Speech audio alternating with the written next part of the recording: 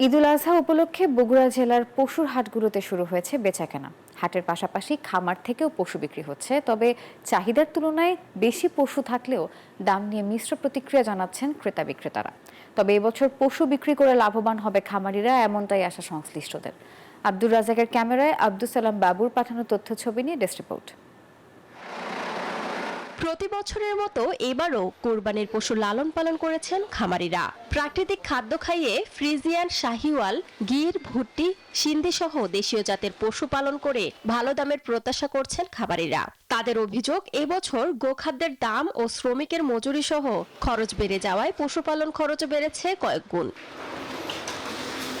ক্রেতারা বলছেন, কোরবানির পশুর দাম গত বছরের চেয়ে বেশি। মাঝারি গরু বা ছোট গরু যেগুলো, এগুলো তুলনামূলকভাবে দামটা একটু বেশি। লাখের উপর যেগুলো গরু সেগুলো আর কি পত্তা হবে, আর লাখের নিচে এগুলো একটু পত্তা কম।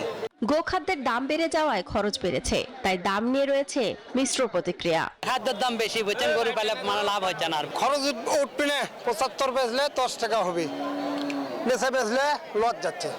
চাহিদার তুলনায় বেশি পশু রয়েছে জানিয়ে খামারিরা লাভবান হবে বলছেন এই প্রাণী সম্পদ কর্মকর্তা।